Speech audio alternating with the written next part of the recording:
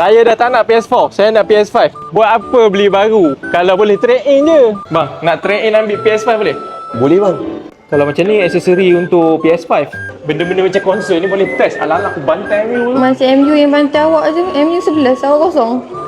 Game-game dia pun kan, kalau yang terbaru mesti ada. Tapi ala-ala nak trade in ni, nak ambil yang flat ke, nak ambil yang slim? Ikutlah nak yang mana satu sebab memang ada. Ni ada combo. Ya tak ya juga kan. Ni combo dapat konsol. Lepas tu game apa awak nak dengan aksesori. Tapi ikut bajet lah. Sebab dia ada yang basic sampai full set. Dia punya game pun daripada PS4, PS5. Cuma yang buat aku pening sekarang ni, banyak sangat pilihan. Awak kata awak suka Nintendo. Yang dia ada combo juga. Saya nak. Combo ke, aksesori, game memang ada. Bila kau masuk sini, memang rambang kau punya mata. Tak pun, awak test dulu. Sampai puas tau.